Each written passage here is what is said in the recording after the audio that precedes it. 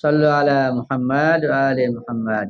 Allahumma salli ala Muhammad wa ali Muhammad. Assalamualaikum warahmatullahi wabarakatuh. Waalaikumsalam warahmatullahi wabarakatuh. Ustaz, terus Ustaz.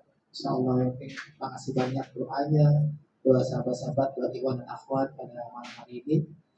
Ustaz, ada beberapa orang pastinya sabar itu ada batasnya.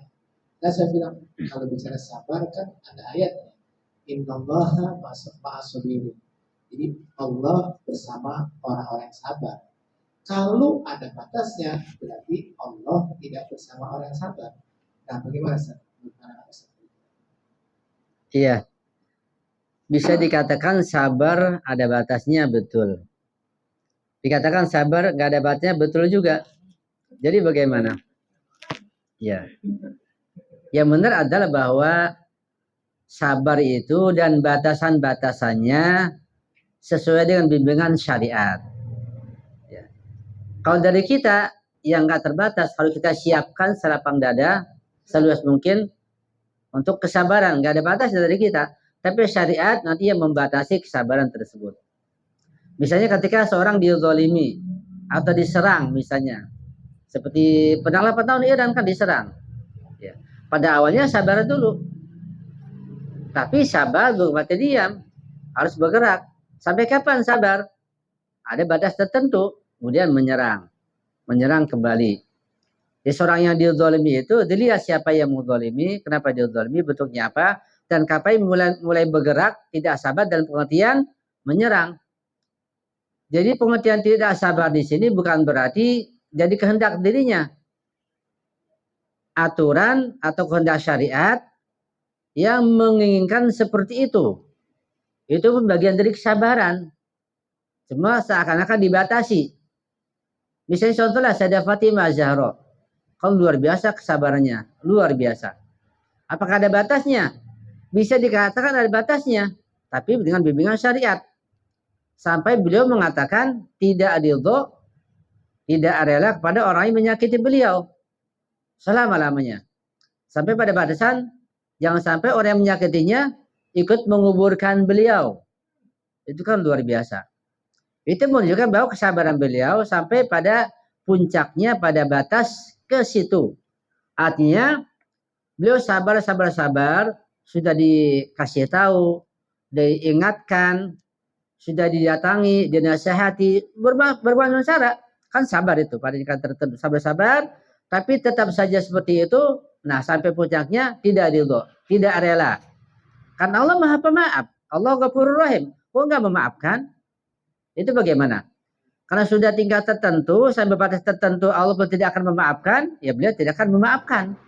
Tidak akan ridho sampai tidak mau dijenguk atau diikut serta dalam pemakamannya. Sampai disembunyikan. Sampai hari ini tidak ridho beliau. Berarti orang yang menyakitnya termasuk orang yang ahli neraka. Sampai di situ puncak kesabarannya. Artinya kesabaran beliau yang begitu panjang, batasnya di situ. Natijanya atau ujungnya sampai ke situ. Dan itu pun bukan kesabaran berarti sabaran habis, bukan. Itu pun bagian dari kesabaran, masih dalam lingkup kesabaran. Karena sabar sangat luas maknanya. Misal kita katakanlah, kita menghadapi seseorang misalnya.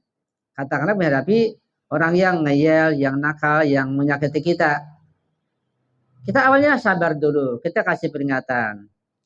Nyakiti lagi, kasih peringatan terus, harus sabar. Nah kalau diam saja, syariat kan membenarkan. Harus ada cara lain. Karena kesabaran pada awalnya mungkin ya tidak bergerak. Kedua, lisannya menyampaikan, menegur begitu. Ketiga, terus sampai juga ada istilahnya ya melawan, memukul. Tapi dengan bimbingan syariat.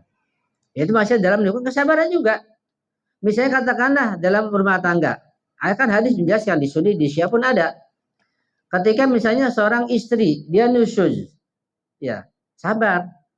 Nusuz lagi, ya jauhkan dari tempat tidurnya, jangan satu kamar.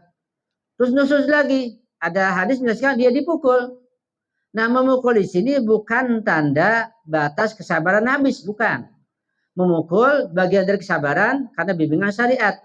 Jadi memukul di sini karena bimbingan syariat bagian dari kesabaran juga, begitu. Tapi dengan cara memukul. Paham ya? Makna sabar itu luas, bisa dikatakan tidak terbatas, bisa juga terbatas. Ya, dikatakan tidak terbatas karena bimbingan syariat itu meliputi kesabaran itu sendiri. Dikatakan terbatas karena ada tindakan yang nampaknya lahirianya menghabiskan kesabaran begitu.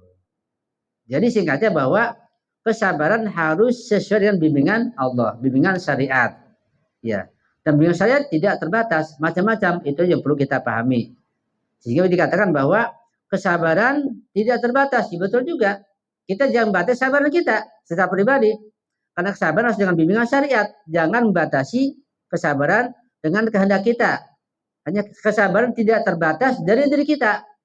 Tapi syariat yang membatasi. Ketika saya membatasi, bukan membatasi kesabarannya, tapi bagian dari kesabaran itu sendiri yang sangat luas. Itu maksudnya insya Allah. Bisa dipahami insya Allah ya? Iya. Ya, apa? Waalaikumsalam warahmatullahi wabarakatuh. Ini kan tadi kesabaran secara umum itu kan salah satunya itu kan kita menjaga lisan gitu kan, untuk menahan ya, dari mengumpat atau ini. Nah, masalahnya gini Ustaz, kadang kan ada suatu masalah nih, baik itu partner, teman, bisnis atau dalam keluarga, masalah atau cobaan yang datang itu mungkin diakibatkan oleh eh, salah dari salah satu orang tersebut, ya, baik itu partner atau suami atau istri. Sehingga masalah atau cobaan yang datang itu kita jadi menyalahkan itu, gara-gara kamu ini jadi begini nih, gitu. Kan jadi menyalahkan gitu. Atau kepada partner misalnya, gara-gara ini nih, kalau nggak gara-gara nggak lu nih, gitu, harusnya nggak begini nih, kita mesti berhubungan lagi lah gitu. Jadi kan kita mengumpat gitu, jadi apakah itu bagian dari nggak sabar gitu Ustaz? Atas kita menyalahkan tersebut karena kita nggak bisa bersalah gitu ketika kita menyalahkan itu, karena memang cobaan itu datang karena faktor tersebut, bukan dari Tuhan ini gitu. Terima kasih. Iya, secara singkat, kalau yang antum sampaikan itu berdasarkan pikiran antum sendiri, bukan bimbingan syariat, bisa dikatakan bagian dari ya kurang sabar. Tapi kalau antum sampaikan bimbingan dari syariat, cara menyampaikannya secara logis, syariat begini begitu. Antum sampaikan syariat begini, fikih begini, akhlak begini, menurut akal begini, halus begini, dengan ketenangan disampaikan. Itu bagian dari kesabaran. Menyampaikannya jangan dengan emosi, dengan emosi pribadi, dan yang diucapkan bukan bagian dari ilmu syariat, itu bagian dari ketidaksabaran itu sendiri. Jadi semuanya harus dalam lingkup bimbingan syariat. Dalam cara menyampaikan, juga isi yang disampaikan itu juga bimbingan dari syariat. Jadi perlu ilmu pengetahuan dalam menghadapi orang tertentu. Nah, kalau itu dilaksanakan, itu bagian dari kesabaran. Kalau di luar itu namanya kurang sabar. Lagi emosinya emosi yang syaitani. Sebab emosi ada dua. Ada emosi syaitani, ada emosi ilahi. Emosi syaitani dasarnya adalah ego, setan, emosi meluap begitu. Melupakan bimbingan Allah, itu emosi syaitani, setan yang berperang dan panas begitu, ingin menyerang, ingin menghancurkan. Ada tanda-tandanya. Kalau emosi ilahi ya emosi marah tapi bimbingan ilahi. Contohnya Imam Ali misalnya, ketika beliau ditantang oleh Amr bin Abdul Wud, dia emosi juga, bahkan memancing emosi, tapi itu ilahi. Dengan tenang, dia emosi. Ketika membunuh dengan emosi, nggak mungkin pernah tanpa emosi. Ya, pasti emosi, tapi emosi ilahi.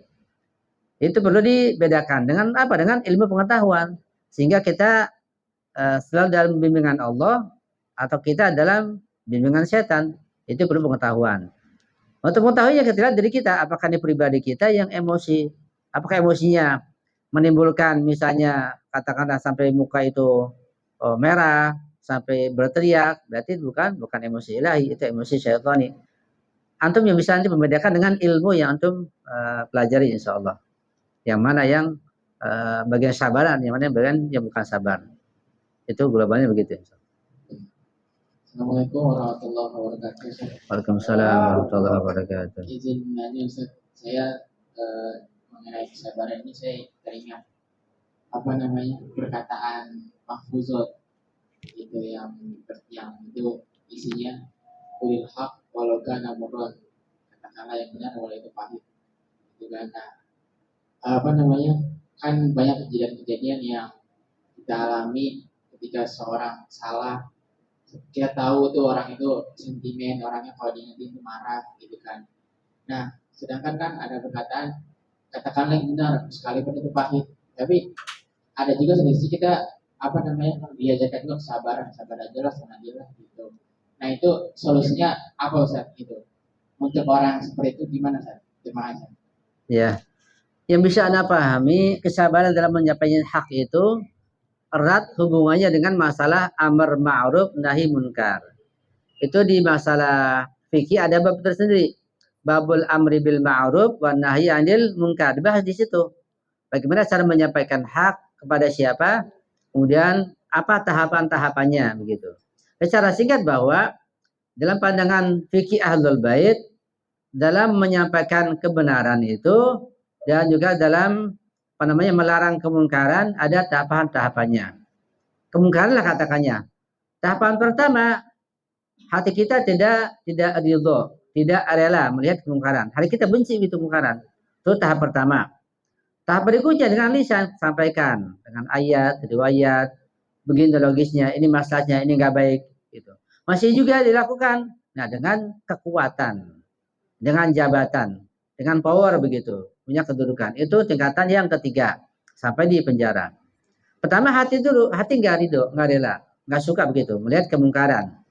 Yang kedua baru dengan lisan, dengan lembut sampaikan nasihat bimbingan.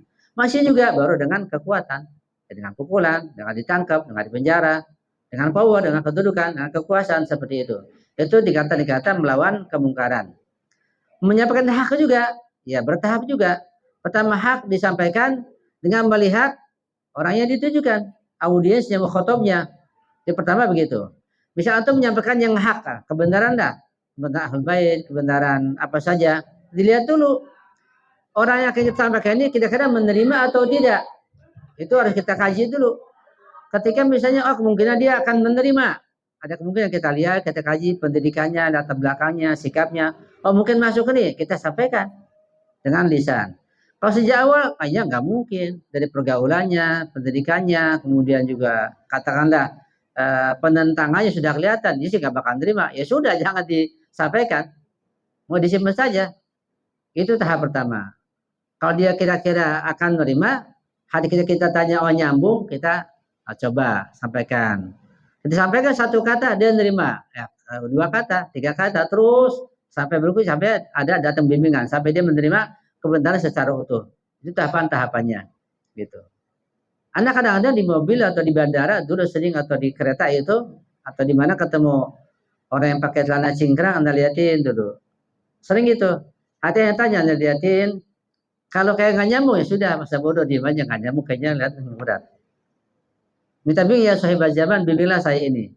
Kalau kayak nyambung, Anda buka cincin Anda nih. Karena kan mereka anti cincin. Buka dulu cincin, Anda deketi. Itu ada yang nyambung juga dan itu sering Anda lakukan seperti itu. Gitu. Hati kita tanya dengan tawasul. Kayak nyambung kita lanjutkan. Katakan kebenaran. Kalau nggak nyambung sudah tinggalkan. Ya serahkan pada Allah. Gitu. Ya. Kan mereka kalau pakai cincin udah ketahuan pakai cincin ya. Ketahuan Sunninya atau misalnya NU-nya atau Syiahnya malah. Iya. Ya, ini pertanyaan cukup menarik ya. Yang saya pahami terkait masalah ini bahwa kondisi ruh orang itu bermacam-macam. Sampai pada tingkatan kondisi ruh seseorang itu sementara dia tidur atau duduk atau di satu tempat, tapi ruhnya bisa keluar. Disebut maut ikhtiari. Itu kemampuan para Eropa. Ini di bawah Imam Ma'sum. Itu bisa terjadi. Ada juga tingkatan ruh itu yang lebih rendah lagi. Ketika zikir, doa, dekat kepada Allah, ketika duduk atau tiduran atau apa saja, kemudian dikasih semacam bahasa Arab itu sinatun, yaitu semacam apa ya, tidur sejenak begitu. Itu lebih rendah tentunya. Itu ruhnya keluar ditampakkan sesuatu di alam gaib atau di suatu tempat. Itu pun termasuk kekuatan ruh yang dikatrol oleh Imam Ma'sum, dibimbing begitu. Terkadang jumpa dengan beliau, macam-macam itu kondisi ruh. Ada pula kondisi yang ruh yang lebih kuat lagi, ketika salam kepada Imam Ma'sum atau ke kuburannya langsung ketemu. Dan itu terbuka buat orang yang betul-betul serius, sungguh-sungguh. Bukan ulama saja, kalau ulama jelas, kalau ulama itu di Najaf, di Karbala, atau di Iran misalnya, jangankan kepada Imam Ma'sum, kepada bukan Imam Ma'sum, itu kepada Sayyidah Fatimah Ma'sumah, saudarinya Imam Ridho, ya, anak Imam Salah Kadim, kan juga wanita, dan bukan Imam Ma'sum. Itu mula sadra ketika kesulitan mendapatkan jawaban dalam masalah filsafat, ziarah. Langsung dapat jawaban, beliau ketemu, langsung dijawab begitu. Padahal bukan Imam Ma'sum, apalagi Imam Ma'sum. Nah mereka ulama yang di Karbala, yang di Najaf, Imam Ali, ketika ada kesulitan, ya langsung. Mereka ngelihat, dialog, ketemu, bicara. Itu terjadi. Satu contoh misalnya, contoh banyak sekali, contohnya ratusan. Ya Anda ingat misalnya contoh yang sangat jelas dan terkenal, seorang ulama, ya Syekh Bahai di Iran. Anda pernah sampaikan waktu itu. Mungkin ini berulang-ulang nggak apa-apa ya. Jadi pernah direnovasi sebagian dari pintu masuk Imam Ridho. Diperbaiki begitu. Dan yang mengatur itu perbaikan Syekh Bahai. Kemudian beliau bilang pada tukangnya, Anda ada urusan keluar, ini pintu jangan dibangun dulu, yang lain aja gitu. Udah beliau keluar. Nah tukang ini mimpi ketemu Imam Ridho. Tukang padahal. Ketemu Imam Ridho, jangan ikuti anjuran Syekh Bahai. Bangun saja, selesaikan semuanya. Dia kaget, gimana? Ketemu imam? Ini kan Imam Ridho, beliau di sini. Dia bangun orang Syiah, dia yakin lah, tahu. Hanya dia juga bingung. Ada pesan Syekh Bahai begini, Imam Ridho mengatakan begini. Hanya dia sampai 3 kali ketemu dalam mimpi itu begitu. Hanya dia bangun. Dibangun pintu gerbang yang sedang direnovasi. Jadi selesai. Syekh Bahai datang ingin melihat. Dia kaget, oh udah dibangun. Dan dia marah. Kan Anda bilang jangan dibangun, kenapa Anda bangun? Wahai Syekh, Anda mimpi ketemu Imam Ridho. Kaget Syekh Bahai. Ya, kaget. Imam Ridho yang memberikan anjuran agar dibangun.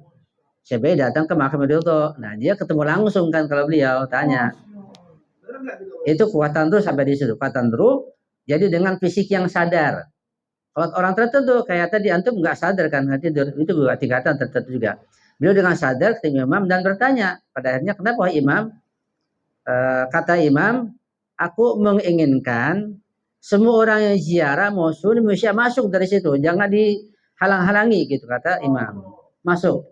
Rupanya Syekh Bahai menginginkan pintu itu di atas mau dikasih tulisan aja. Kalau orang Syiah yang ziarah lewat pintu itu masuk, orang Sunni nggak bisa masuk. Dari tulisan, coba itu kemampuan Syekh Bahai. Kemampuan itu pada ulama sampai sekarang ada. Kemampuan yang aneh, yang luar biasa. Berkat tulisan, orang Sunni nggak bisa masuk. Bukan tulisan dengan madhab. Orang Syiah bisa masuk. Kata imam, nggak semua harus masuk untuk ziarah kepadaku. Dan jangan dibatasi. Hanya Sunni masuk lewat pintu itu. Nah, saya mengharapkan agar yang Syiah bisa masuk, Sunni lewat pintu lain nggak bisa masuk begitu. Nggak tahu kenapa masalahnya. Nah, beliau di situ jumpa langsung dengan Imam Ridho. Contohnya. Dan banyak contoh yang lain bahwa ulama ketemu imam langsung. Kalau seperti Imam Humaini, Rahbah, Syekh Bijat, ngajarkan lagi mereka ketemu Imam Jaman, Imam Mahdi, Imam Ali, ada Imam Hus. Kalau enggak, ya mana mungkin bisa mengetahui sesuatu yang luar biasa. Yang kita nggak tahu. Ya, itu diantara tingkatan ruh yang bisa terjadi ya. Jadi seorang bisa punya tingkatan macam-macam. Ada yang lewat mimpi ruhnya ketemu bulan, ada yang sedang duduk tertidur, ada yang macam-macam. Itu ada tingkat tertentu. Itu kekuatan ruh yang dibimbing oleh Imam Ma'sum, Imam Jaman, tapi dengan pendekatan dengan zikir, dengan tasbih dan seterusnya. Bisa begitu. Jadi antum bisa, tapi nggak usah jadi tujuan. Jangan tujuan. Kalau tujuan jadi tercela. Antum baca zikir untuk tujuan mencapai makam tersebut. Ya, nggak bagus, jelek. Pokoknya antum berzikir untuk diampuni dosa, mencapai makam ridho Allah, itu saja. Jangan zikir untuk mencapai makam fana begitu. Nanti diceritakan dipuji orang, mencari karomah namanya. Nggak usah zikir aja. Antum bisa zikir malam hari, duduk, misalnya menghadap kiblat, pakaian bersih, semuanya bersih, zikir, nanti ia berwangian, malaikat datang, nanti akan sampai ke makam tertentu gitu. Iya, akan dibawa antum. Karena para Eropa itu kata Ayatollah Jalil Muli, beliau masih hidup, para Eropa, seorang arif lebih banyak dapat ilmu ketika tidur di malam hari dibanding ketika melek di siang hari. Itu bagaimana? Ya, harusnya keluar cari ilmu ke Imam Ali, ke Rasulullah. Di siang hari cari ilmu ya dengan orang biasa. Imam tidur, fisiknya tidur, ruhnya keluar. Itu ketingkatan terus seperti itu. Jadi meningkat terus sampai nggak ada batasnya. Dan kecepatan terus nggak bisa dibayangkan kayak apa cepatnya. Nggak tergambar kecepatan terus itu. Dari alam barzah ke alam dunia ini. Betapa jauhnya kok bisa secepat kilat. Sebagai bandingan gak usah jauh-jauh lah. Ketika Nabi Sulaiman minta kepada pengikutnya untuk membedakan tahta Balkis kan. Dari mana? Dari Yaman ke Palestina. Berapa ribu kilo itu? Tahta Balkis ini minta dipindahkan. Kata jin, aku mampu memindahkan sebelum engkau bangkit dari tempat dudukmu. Hebatan jin Ifrit. Kata Asyib bin Barasiyah, Allah mengatakan, ana atika qabla an yartadda ilaika tarfuk. Aku mampu memindahkan tahta Balkis dari Yaman ke Palestina sebelum engkau memejamkan mata. Itu kayak apa? Sementara dipindahkan adalah materi. Ya, kursi apa tempat duduk tahta Balkis. Gimana kalau ruhnya itu sendiri? Kekuatan ruh kecepatan nggak bisa digambarkan kecepatan apapun. Kekuatan bisa digambarkan. Itu kekuatan ruh ya yang luar biasa. Jadi pembahasan yang perlu bahasan lebih lanjut lagi. Itu bisa Anda sampaikan barangkali. Itu kekuatan ruh, berkat zikir, berkat doa, berkat kebersihan itu akan dikatrol terus sampai pada tingkatan yang kita nggak tahu. Nanti akan menjadi indah ketika betul-betul takarub pada Allah, pada Imam Ma'sum insyaallah. Ya. Tapi kita nggak salah kalau kita pengen kenal dan sebagainya. Enggak salah. Ya. Saya kan udah imam juga. Iya. Dan memang saat ini saya pengen busukkan hati selak gitu sebenarnya. Iya. Maksudnya tidur saja kan ada hilang terus tiba-tiba senyum datang. Iya. Jadi kalau kata ulama itu latihannya zikir. Latihan paling dasar itu pegang tasbih. Zikir sholawat, zikir tasbih. Tapi zikir yang dipahami. Sholawat yang dipahami yang benar. Sholat tahatul bait. Zikir tasbih yang dipahami dengan tauhid yang benar. Pakai tasbih. Nanti meningkat, nggak pakai tasbih, hati terus berzikir begitu. Itu kata mereka begitu latihannya. Nah kita semua masih tahap latihan tentunya. Insya Allah. Pelan-pelan. Ya. Iya, caranya ya. Yang pertama bahwa sabar itu nggak bisa dinilai dari lahiriah. Karena sabar landasannya adalah keimanan, ketakwaan dan ilmu pengetahuan. Nggak bisa dari lahiriah. Artinya bukan berarti orang yang diam itu berarti sabar, belum tentu. Ketika kamu punya landasan keimanan, ketakwaan, pengetahuan, sabar dari mana? Bisa jadi putus asa, udah masa bodoh, jadi diem aja, begitu. Belum tentu. Sabar yang benar landasannya keimanan, kemudian juga pengetahuan, ketakwaan itu landasan kesabaran. Jadi perlu adanya keimanan, pengetahuan dan ketakwaan. Bagaimana caranya? Ya kita belajar tadi tentang definisi sabar, kemudian cara-caranya, bagaimana kita menghadapi macam-macam musibah. Kita masih sebagian saja, masih belum kita bahas hal yang lain terkait masalah kesabaran masih sangat luas. Ya, caranya bagaimana? Caranya dengan meningkatkan keimanan. Ketika iman seseorang meningkat, iman yang benar, pasti kesabaran meningkat. Itu pasti. Ketika ketakwaan meningkat, kesabaran pasti meningkat otomatis. Jadi gimana caranya? Ya tingkatkan keimanan, ketakwaan. Nah, sabar akan mengikuti di situ. Dengan apa? Dengan belajar. Karena semua pengetahuan ini, baik itu akidah, fikih, akhlak, itu nanti akan membentuk kesabaran. Ini kesabaran nggak mudah, bukan begitu saja. Enggak. Landasannya adalah keimanan, pengetahuan. Keimanan itu masalah ma'rifatullah. Pengetahuan terkait masalah akidah, masalah akhlak, masalah fikih. Karena perlu dibimbing oleh fikih. Batas-batas kesabaran sampai di mana perlu ada bantuan dan bimbingan fikih. Kalau enggak nanti akan ngawur jadinya. Itu cara-cara untuk memperoleh kesabaran. Jika nanti kesabaran bukan saja diam. Sabar bukan berarti diam. Ada aksi, ya. Ada perbuatan. Gimana caranya? Nanti syariat yang membimbing.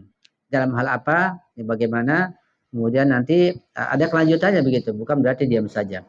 Jadi caranya adalah dengan mempelajari, mengetahui, dan meningkatkan keimanan kepada Allah Subhanahu wa taala. Pasti ya. Nggak bisa. Jadi semua orang tanpa kecuali masalah sabar dan pengetahuan perlu bimbingan. Coba bertingkat-tingkat. Sampai pada tingkatan Rasulullah, Imam Ma'sum, Imam Zaman, perlu ada bimbingan. Ya Allah langsung yang bimbing. Yang di bawahnya kayak rahbat, para ulama, para maroji, Imam Zaman yang bimbing. Di bawahnya ya para ulama marja, di bawah terus begitu. Jadi bermata rantai bimbingan tersebut. Semuanya bimbingannya ujung-ujungnya adalah Allah yang membimbing. Nanti Allah membimbing pakai perantara Rasulullah, para maksumin, ulama dan seterusnya. Tanpa bimbingan ya tidak akan berhasil, karena bisa salah. Karena terkait masalah syariat yang sangat luas, fikihnya, akidahnya, akhlaknya dan macam-macam. Berarti masalah politik, sosial, sangat luas sekali kesabaran itu. Sabar dalam masalah politik, dalam masalah sosial, masalah rumah tangga, pribadi, menghadapi kezaliman dari siapa, apakah dari munafikin, dari kufar, dari sesama, luas sekali, sangat luas. Perlu adanya bimbingan. Ketika salah nanti, ya bukan sabar namanya. Gitu. Itu kesabaran syaitan namanya. Iya sangat berat. Jangan daripada gue kemarin fisik, gue ambil dari penjara, ketahuan, kesian dulu, wasada itu lumpur, ada juga, tapi aduh. Bukan kesabaran ilahi, kesabaran syaitan. Iya, syaitan yang membimbing jadinya. Boleh kan gitu kalau nggak ada kata proses gitu kan. Saya pikir kalau udah begitu saya kesalnya itu boleh gitu, Allah maklumin gitu. Iya. Jadi cara untuk memperoleh dan mencapai kesabaran itu sangat luas sekali. Gimana caranya? Ya harus semua dilaksanakan. Yang pertama dari sisi ilmiah atau pengetahuan kita kaji masalah bab kesabaran secara utuh, di bab akhlak, Al-Qur'annya, hadis-hadisnya itu kita kaji. Kemudian berikutnya dalam pada tatanan pelaksanaan ikuti sayar suluk. Sayar suluk itu bagaimana misalnya berakhlak, berdoa, berzikir, bangun malamnya semua dilaksanakan. Itu juga dalam upaya memperoleh kesabaran. Kedua, ketiga, terkait masalah makanan, makanya perhatikan. Ya. Jangankan makanan yang haram, makan yang halal saja, yang halal. Kalau salah nggak membentuk kesabaran. Apalagi yang haram. Tidak membentuk. Iya. Tidak akan mencapai kesabaran. Makan yang halal kalau salah. Apalagi yang haram. Jadi tahap pertama seharusnya tinggalkan yang haram dulu. Yang jelas haram tinggalkan. Yang kedua yang syubhat, yang meragukan. Tinggalkan. Itu udah berat. Yang syubhat kita semuanya syubhat makanan kita. Kalau kita teliti ya nggak ada yang nggak syubhat. Kita makan sembarangan. Betul makanannya halal jelas. Tapi cara penyembelihannya tahu dari mana? Kalau antum makan misalnya ayam potong dulu aja dia bilang tadi ini ada sembelih, yakin. Kalau makannya di warung, siapa yang nyembelih? Bagaimana caranya? Wudunya segala macam. Berat. Apalagi yang haram, yang halal saja bisa berat. Yang syubhat apalagi itu ditinggalkan. Nanti sampai pada tingkatan yang makruh ditinggalkan, itu kita nggak bakal mampu. Itu semua mencapai untuk derajat kesabaran, ditinggalkan semuanya. Cara ibadahnya, makannya, berpakaiannya, tingkah lakunya, semua dijalankan. Nah ini serempak, sejalan semuanya, satu jalan begitu, bersamaan. Sehingga membentuk kesabaran yang utuh. Semua perlu bimbingan syariat. Jika syariat yang bimbing akan mencapai ke sana, ke derajat kesabaran insya Allah. Karena makanan juga sangat mempengaruhi. Makanan-makanan yang panas itu tidak membentuk kesabaran. Sambal misalnya, atau apa gitu. Iya. Yang kedua iklim. Ya. Iklim juga membantu orang membantu kesabaran. Orang yang tinggal di daerah yang panas atau orang yang di pinggir pantai di Madura, Surabaya. Nah, orang yang tinggal di daerah dingin berbeda. Di Iran itu sangat tampak. Anda perhatikan. Anda kan pernah ke Ardebil. Ardebil daerah dingin. Di pada musim panas di sana dingin. Anda 10 hari di sana. Salju sekarang musim dingin. Salju sampai 1,5 meter di Ardebil itu dingin luar biasa. Tempat lain panas. Anda perhatikan orang yang tinggal di Bandar Abbas, pinggir pantai yang panas itu, agak hitam, dengan Ardebil, ngomongnya lain, tingkahnya lain, kesabarannya berbeda. Jadi iklim membentuk kesabaran. Misalnya daging katakanlah, ya orang yang sering-sering makan daging yang salah itu membentuk pribadinya. Misalnya orang yang sudah loyo atau pendiam atau kurang pemberani, tiap hari makan ayam ya tambah loyo. Orang seperti ini harusnya tiap hari makan daging kambing gitu. Nah orang yang misalnya dia katakan pemarah, daerah panas, jangan makan daging kambing tiap hari atau daging. Banyak-banyak sayuran. Begitu, itu sangat berpengaruh. Itu ada ilmunya di Iran tuh diajarkan juga ya, ilmu seperti itu. Makanan sangat mengaruhi. Jadi caranya bagaimana? Caranya ya makanan, minuman, secara suluk, doanya, zikirnya, kemudian ma'rifahnya terus dijalankan nanti akan merujuk kepada kesabaran tersebut ya. Ngomongnya gampang, tapi pelaksanaannya masya Allah sangat sulit. Ya. Dan tadi yang kita bicarakan ini hanya sebagian kecil masalah kesabaran. Masih banyak masalah sabar yang belum kita sampaikan. Masih banyak sekali. Berarti kalau daerah sejuk boleh makan ayam, boleh makan timun. Ayam boiler itu, sekalipun yang memotong, kata ulama Syiah yang memotong ayam boiler, ulama baca bismillah, memotong ulama, tetap enggak bagus. Karena ayam itu kata Imam Malik khinzirut tuyur. Ayam itu babinya burung. Jadi burung bertingkat-tingkat, burung paling tinggi derajatnya paling rendah. Yang paling rendah adalah ayam, derajat keburungannya sangat rendah. Khinzirut tuyur. Yang paling tinggi itu burung dara yang masih kecil, itu paling tinggi. Artinya dari sisi manfaatnya, khasiatnya itu. Jadi kalau pengen membentuk pribadi, kesehatan segala macam, ya burung dara yang masih muda. Itu. Jadi tambah kuat, tambah sehat, cerdas segala macam. Tapi harusnya potong. Makanya beli yang masih hidup, ya. Karena pernah ada perdebatan di masa Imam Malik dulu, ada ucapan di kitab Waslisya, ada di hadis itu. Kata Umar, daging paling enak daging ayam, kata beliau. Kata Malik, bukan wahai Umar. Daging paling bagus itu adalah daging burung dara yang masih muda. Paling bagus. Kata Malik, Ahmad Dajjaj, adapun ayam, fakhinzirut tuyur. Dia adalah babinya burung. Jadi keburungannya sangat rendah sehingga mendekati kebabian. Nah kita tiap hari makan ayam. Ya terserah, itu sudah mendengar, sudah sampai. Kalau kambingnya saya makan tiap hari lah. Kambing lebih bagus ya. Kambing lebih bagus. Iya. Enggak mah kambingnya kambing lah. Telurnya boleh, cuma jangan sering-sering. Ya. Yang bagus daging kambing karena jadi deh. Tapi lebih bagus kalau nggak sendirian, ajak-ajak. Kita potong kambing tuh, digudeg. Iya.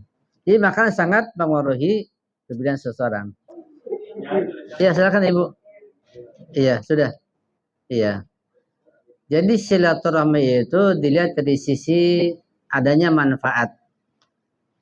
Manfaat itu menentukan eratnya silaturahmi. Artinya semakin besar manfaatnya maka silaturahmi semakin kuat. Misalnya kalau kita silaturahmi kepada seseorang lah, pada saudara, ya. Dia misalnya orang biasa, ya segitu manfaatnya. Kalau dia pejabat, akan dikasih hadiah, gitu kan.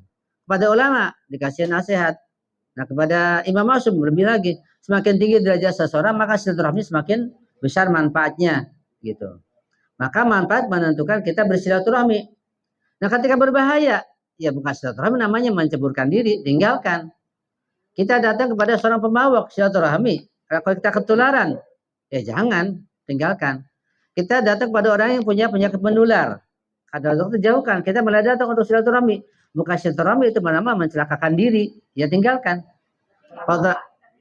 Bukan nggak apa-apa, harus ditinggalkan. Karena dia akan menularkan penyakitnya. Ketika dia memfitnah, atau pendusta, atau menggibah, tinggalkan. Kecuali kalau kitanya bisa memberikan nasihat, memberikan masukan, memberikan bimbingan. Namanya mengobati gitu. Kalau kita melihat nanti terkena efeknya, ya tinggalkan, nggak boleh. Jadi bukan memutuskan sampai pada tingkatan tadi itu.